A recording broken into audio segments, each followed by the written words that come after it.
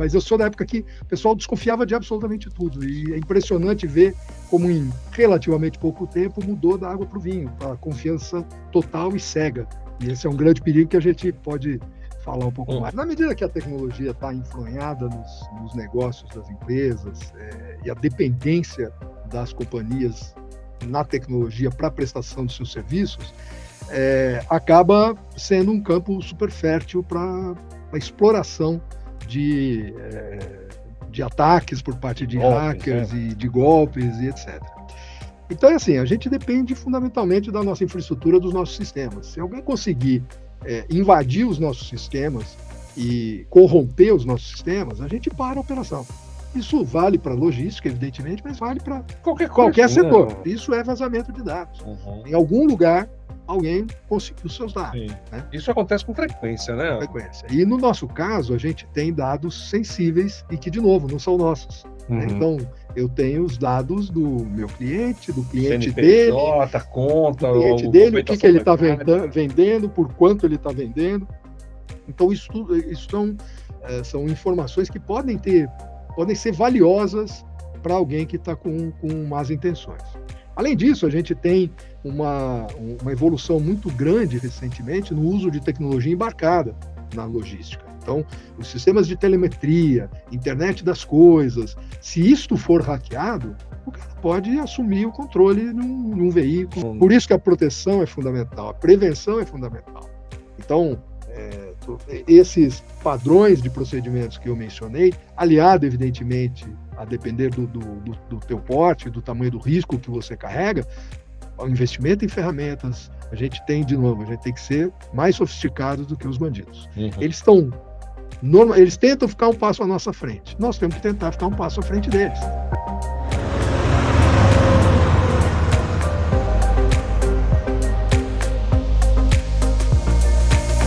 Senhoras e senhores, bem-vindos a mais um episódio do programa Sobrecarga, aqui na Braspress. E hoje vamos começar com um tema especial, a era da transformação digital na logística. Grande Mauro, mais um aqui, hein? Mais um tema para a gente abordar. Esse é um tema curioso, né? Que todo mundo tem assim, aquela gana de conhecer, ou todo mundo pensa que conhece. E é um dos pilares da logística, né? Exatamente. Eu acho que... E aí nada melhor do que trazer uma pessoa forte aí, um especialista. Então estamos aqui com o Luiz Schelliga. Ele é diretor de TI da Braspress, recém-chegado. Bem-vindo, Luiz. Muito obrigado, Mauro. Rinaldo, muito obrigado, Mauro. Boa tarde.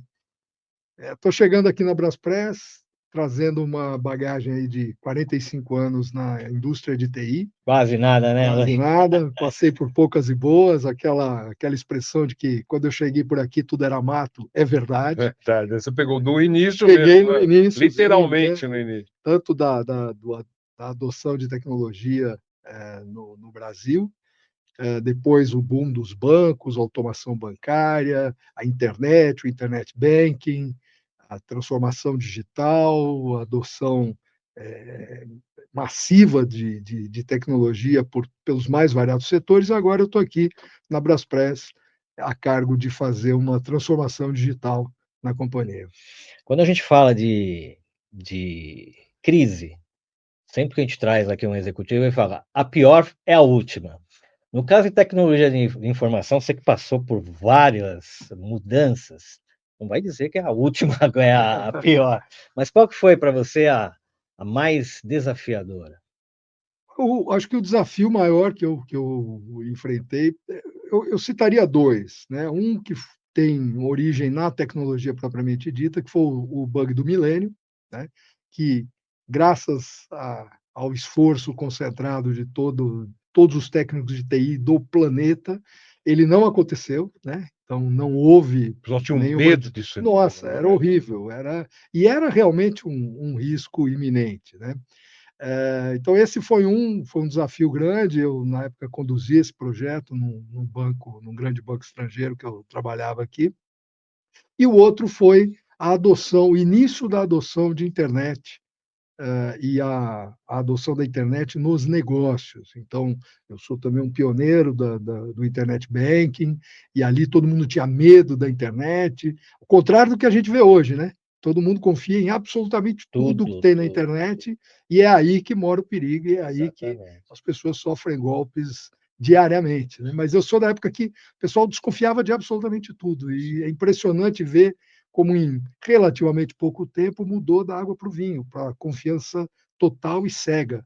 E esse é um grande perigo que a gente pode falar um pouco mais Ô, aqui. Luiz, o interessante de estar com o Luiz aqui, que o Luiz, além de responder aí, fazer toda essa gestão da TI na Braspress, ele tem uma história profissional importante aí, que mostra o quanto isso evoluiu e o que você estava colocando, né?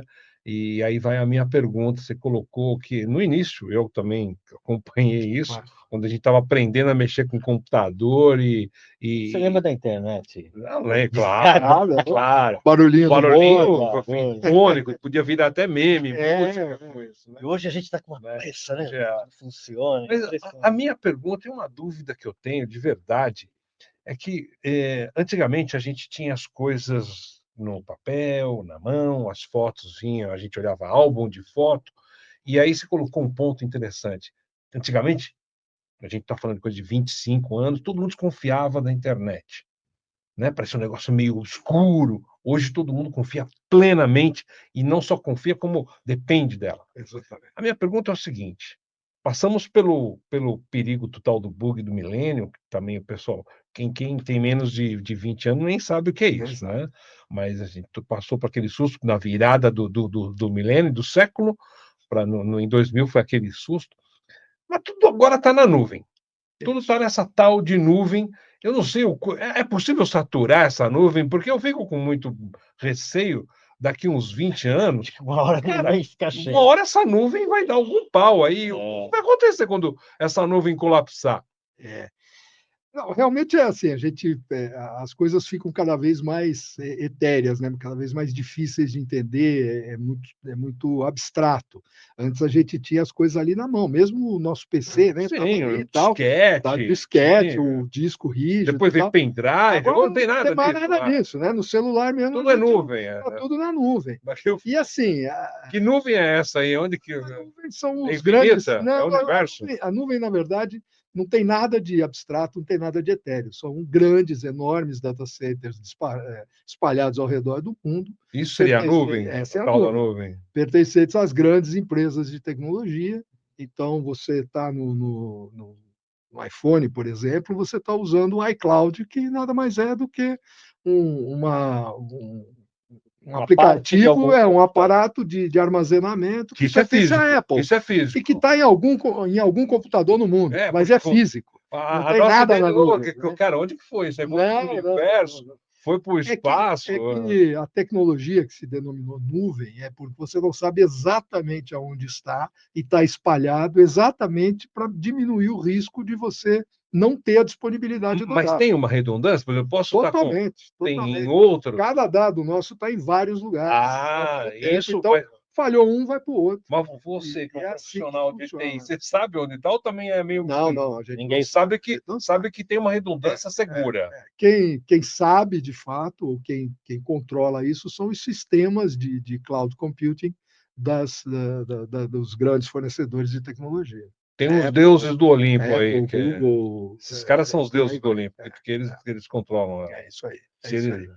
É isso aí. E Por isso que agora, tem esse receio, entre aspas, do domínio das big techs, porque todos os nossos dados estão lá, são de.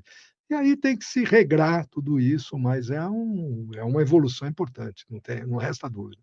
Não resta ô Luiz, e agora você chega na Braspress com a missão de liderar uma transformação digital e não é numa pequena transportadora, né? Uma grande transportadora. Como está sendo esse desafio? Quais são os primeiros Então, entraves aí que você encontrou?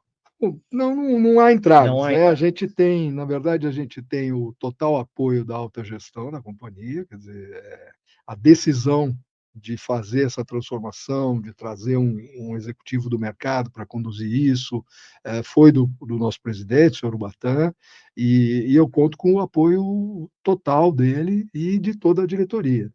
Então, entraves a gente não está encontrando. O grande desafio, no entanto, é você fazer uma transformação numa empresa bem-sucedida. Uma empresa muitíssimo bem-sucedida Sim. há quase 48 anos. Né? Vamos fazer 48 anos esse ano. É mais fácil você transformar aquilo que não está funcionando. O que está funcionando é mais difícil. Né? Você tem um upgrade, né? E, além disso, a gente tem sistemas que são muito eficientes, porque foram sendo desenvolvidos ao longo dos últimos 20 e poucos anos, sob medida para as necessidades da Braspress. Então, substituí-los, ou modernizá-los, ou transformá-los, é um imperativo, porque os sistemas também têm prazo Pode de ficar validade. obsoleto. E, assim, para conseguirmos incorporar as novas tecnologias que estão emergindo, a gente precisa ter sistemas modernizados, sistemas mais modernos, para poder não atender o hoje, mas atender a Braspress do futuro. Então, o nosso olhar ele está no futuro da Braspress, em manter a tradição da Braspress, em ser um veículo inovador, que traz realmente benefícios para os seus clientes, e a tecnologia é vital para isso, é o veículo vital para isso. Mas quando a gente fala de transformação digital, e a Braspress, ela já é tradicionalmente, há décadas, uma empresa assim que eu diria que é uma referência, né? Quando alguém busca uma operação eficiente, deixa eu ver o que o Urubatã fez lá, deixa eu ver o que a Braspress está fazendo, se funcionar para eles, vai funcionar para a gente. Então, quando a gente pensa em transformação digital, que é a sua missão, que você entrou aqui nesse ano, no comecinho do ano, e tem já essa missão aí de melhorar o que já é bom, né? Isso. Agora, quando a gente passa isso para o pessoal que está assistindo, que está acompanhando a gente, é um frotista pequeno, isso é caro? Dá para o cara, é acessível o cara fazer uma transformação digital hoje numa empresa menor? Pensar em dimensões bem menores, o cara tem 10, 6, 5 caminhões, ele consegue? Ou é impossível? Nós estamos falando agora mesmo da nuvem. Né? Uhum. A nuvem é uma tecnologia que rompeu algumas barreiras de entrada. Então, a gente vê, por exemplo, antigamente só banco tinha uma barreira de entrada tecnológica gigantesca, que era assim, tem que ter um Tinha que ter um data supercomputador. center, Tem que tinha ter um que data center, um investir mainframe, milhões ali. milhões e tal. Agora, você consegue ter uma plataforma bancária na nuvem e, por isso, as fintechs prosperaram tanto nos últimos tempos. A mesma coisa se aplica a qualquer setor. A logística não é diferente. Então, você tem soluções menores, baseadas na nuvem, que tem uma pequena barreira de entrada, porque você consegue ficar pequeno, começar pequeno, consegue crescer e gastar na medida que você cresce. Antes você tinha que fazer todo o investimento na frente e torcer para crescer, torcer para tudo dar certo, crescer e poder usufruir desse investimento. Agora não, o investimento ele é proporcional ao teu tamanho. Então, esse é um dos benefícios da tecnologia em nuvem. Então, é sim acessível a todo mundo. Não é barato, evidentemente, não é barato, requer um investimento, requer um sacrifício. A gente sabe que é um setor que tem margens apertadas, então realmente vai requerer um sacrifício, mas está sim Mais acessível. ao alcance de todos. É evidente que os maiores players têm acesso a tecnologias mais robustas, né? Conseguem ser realmente inovadores, porque conseguem fazer uma adoção precoce dessas tecnologias, e o ganho de escala ele é muito significativo quando a gente está falando de tecnologia.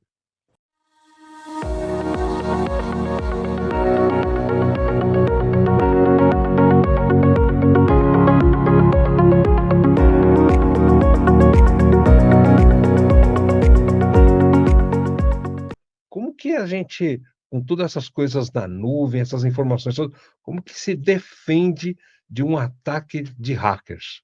Que parece que isso virou moda agora. Não, tem golpe de Os todo caras jeito. atacam por todo quanto é lugar, Tem né? para todo gosto. E tem É para o verdade. pequeno, para o médio e para o grande. É verdade. Na medida que a tecnologia está enfronhada nos negócios das empresas, e a dependência das companhias na tecnologia para a prestação dos seus serviços, acaba sendo um campo super fértil para a exploração de, de ataques por parte De de golpes, hackers e de golpes e etc. Então, é assim, a gente depende fundamentalmente da nossa infraestrutura, dos nossos sistemas. Se alguém conseguir invadir os nossos sistemas e corromper os nossos sistemas, a gente para a operação. Isso vale para logística, evidentemente, mas vale para Qualquer coisa, qualquer setor. né? Hoje em dia, para qualquer setor.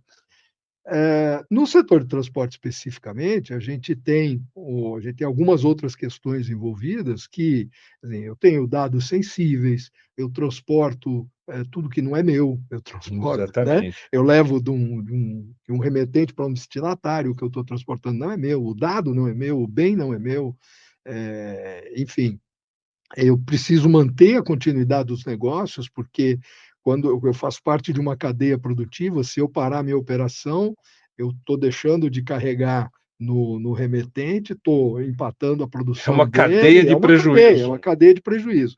Então, tem a questão da continuidade de negócios, eu preciso proteger a minha infraestrutura, porque tudo isso roda numa infraestrutura física, seja ela dentro de casa, seja ela na nuvem, mas roda numa infraestrutura que eu preciso proteger.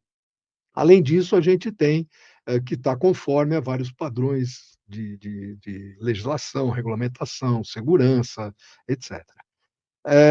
Como é sabido por todos, nós fomos vítimas de um ataque o ano passado, em julho de 2024. Nós sofremos um ataque do tipo ransomware, Como que é que é isso aí? ransomware ransom é sequestro. Então, é um sequestro do sistema.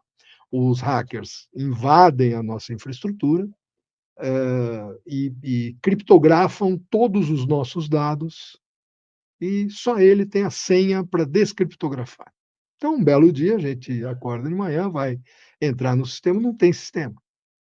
Tem uma mensagem do hacker dizendo: olha, eu quero tantos bitcoins para poder liberar a senha de acesso à criptografia. Bom, nós nem começamos a negociar, o senhor Urbatan se recusou terminantemente a sentar na mesa de negociação com os bandidos, e aí a gente fez a recuperação dos dados a partir dos nossos backups. Isso fez com que a gente ficasse aí alguns dias fora de operação. Quantos dias isso? No quarto dia, a gente já estava operando normalmente. Foi uma recuperação bastante rápida, levando em consideração o que a gente vê no mercado, né, numa média de mercado. Então, os nossos sistemas de proteção ou de recuperação estavam ok. O que não estava ok era o nosso sistema de proteção. Hoje, né, junto com a nossa chegada, a gente trouxe também um profissional responsável por segurança da informação, que reporta diretamente ao diretor-presidente, não reporta para a TI, reporta ao diretor-presidente, dada a importância e a relevância desse tema, e a gente está fazendo todos os investimentos necessários para a proteção do nosso Quer dizer, ambiente. para não acontecer Não mais acontecer esse de tipo novo. de ataque. Não Tinha algumas falhas, digamos, de tinha segurança, alguma portinha aberta ali. isso, alguma porta aberta, uma certa falta de vigilância, porque quando os hackers invadem o teu sistema, mas você está com um sistema de vigilância, você percebe que alguma coisa de errado está É possível acontecendo ali. identificar Sim, isso? sim, Hoje vocês perfeitamente têm esse possível. tipo de Hoje nós vigilância. temos É um monitoramento. chama SOC, Security Operations Center. É operado pela Quer dizer, qualquer PwC. atividade suspeita, A gente entrou imediatamente. uma portinha ali, uma sombra, opa, E aí, a maior parte das vezes, não é nada. Mas se for, a gente já identifica e Entra contra-ataca. por onde? Ok. Entra por e-mail? Olha, Entra por... existem várias técnicas, né? Então, existe, por exemplo, a técnica de phishing, que vem de pescar, né? Você recebe lá um e-mail dizendo que, tendo qualquer coisa, Você você recebeu, acabou de você ganhar um quer... prêmio. clique aqui. Isso Clicou envolve aqui. funcionário? Envolve? Pode Envolve ser por funcionário. isso aí, o Sim, cara é sim, medo.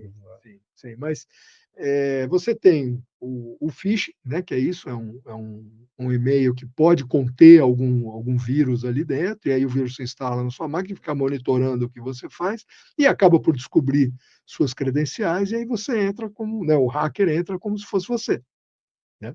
E aí tem todos os acessos. Esses caras são tecnicamente muito avançados, Bem né? sofisticado, Sofisticadíssimos. competente. O que compete a nós é ser mais sofisticados do que eles. Então, tem uma série de ferramentas, então, desde o antivírus na máquina, que é fundamental, práticas de segurança. Eu costumo dizer isso, aliás, a propósito do tema que tratamos no último episódio, quando a gente fala de empresas menores, né, porque esses investimentos às vezes são vultosos. Eu ia perguntar isso. Mas existem práticas muito básicas que todo mundo deveria adotar imediatamente e que não custam nada. Quais são? Conscientização, treinamento. Senha é um negócio pessoal e intransferível. Não divida sua senha com ninguém. A senha é sua. Troca de vez em quando. Usa senha longa, senha difícil, né? Com números, letras, caracteres especiais. Aquele 1, 2, 3, 4, 5, eles já sabem. Eles já sabem que a senha é essa. Então, não pode ser assim. E isso está ao alcance de todo mundo, é muito simples. Tem que ser implementado imediatamente em toda e qualquer empresa. E na sua vida particular também. Você não deixa 1, 2, 3, 4 na senha do teu banco, né? Claro. Aliás, se você deixa, repense isso. Quando a gente olha para as empresas de transporte, quais são as principais ameaças que eles podem sofrer hoje, além de um sequestro, né? Que outras eles podem acontecer? Roubo de dados. Então, o cara pode entrar no teu sistema, não pedir nenhum resgate, não mas pedir roubar nenhum seus dados. resgate, mas levar seus dados. Acontece isso com o governo. Acontece o tempo todo. Exatamente.